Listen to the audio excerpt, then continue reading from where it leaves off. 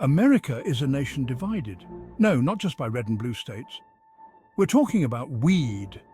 More specifically, the giant hazy cloud of confusion surrounding marijuana legalization.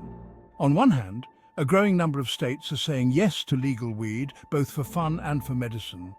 They see the tax dollars rolling in and the potential benefits for patients. On the other hand, the federal government is stuck in a time warp. They're clinging to outdated laws that classify marijuana alongside heroin. It's like bringing a rotary phone to a smartphone party, out of touch and kinda embarrassing. This disconnect creates a legal grey area the size of, well, a really big marijuana grow operation. It leaves businesses in limbo. It makes it hard for scientists to study marijuana properly.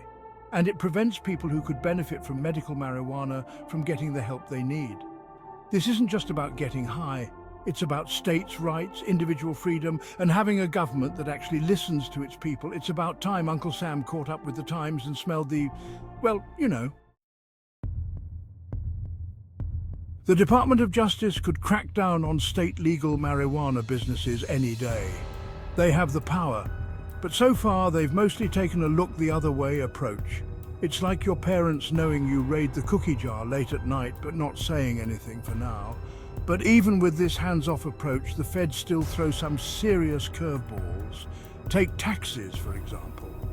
Because marijuana is federally illegal, businesses can't deduct business expenses like rent or salaries on their federal taxes.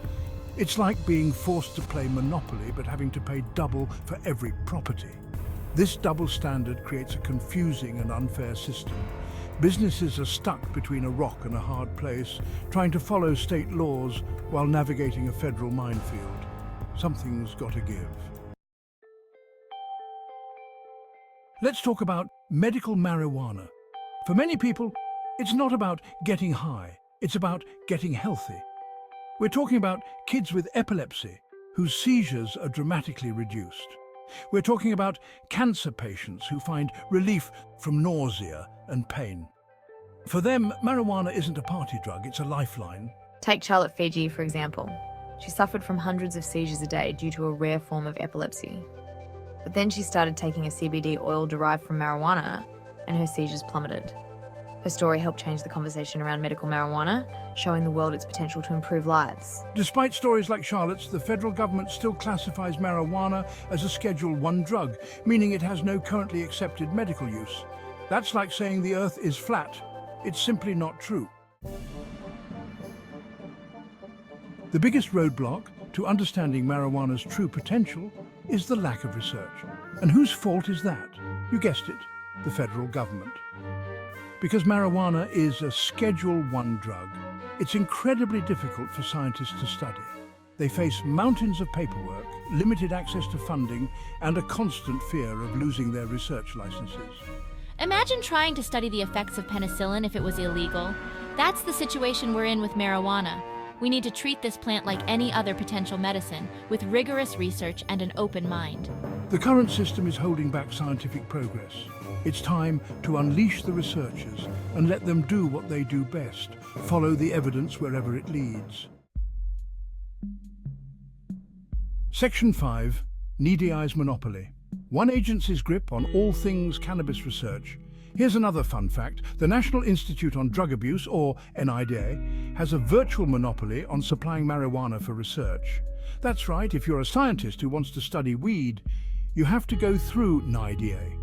Now, you might think, what's wrong with that? Well, NIDA's primary focus is on drug abuse, not potential medical benefits. It's like getting your cooking oil from a company that specializes in fire extinguishers, not exactly the best fit. This bottleneck limits the scope of research and creates a bias towards studying the negative effects of marijuana rather than its potential therapeutic uses. To get a clear picture, we need diverse sources of marijuana and a diversity of research perspectives. Section 6, rescheduling roadblocks from paper mountains to political football. So how do we fix this mess? One way is to reschedule marijuana. Moving it to a lower schedule would remove many of the research barriers and allow for a more nuanced understanding of its effects. But rescheduling marijuana is easier said than done. It's a bureaucratic nightmare. requiring either an act of Congress or a review by the Drug Enforcement Administration or DEA. And let's just say the DEA isn't exactly known for its speedy decision-making. Rescheduling marijuana shouldn't be this hard. It's time for our leaders to stop dragging their feet and start listening to the growing chorus of voices calling for change.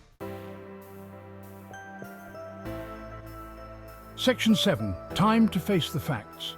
Aligning federal laws with reality and compassion. The current state of marijuana laws in the United States is a mess. It's confusing, contradictory, and frankly, ridiculous. We're talking about a plant that's already legal in many states, generating billions in tax revenue and providing relief to countless people. Yet, the federal government continues to treat it like public enemy number one. It's time for the feds to face the facts. Marijuana is here to stay. Instead of fighting this inevitable tide, they should be working with states to create a system that makes sense. One that prioritizes public health, scientific research, and individual liberty. We need a system that allows for proper regulation, ensures consumer safety, and promotes responsible use. We need a system that's grounded in science, not stigma. Section 8. Real stories, real relief. How marijuana is changing lives, one dose at a time. Behind all the legal jargon and political posturing are real people whose lives are being transformed by marijuana. Veterans with PTSD are finding solace and a way to manage their trauma. People with chronic pain are reducing their reliance on opioids and improving their quality of life. These stories deserve to be heard.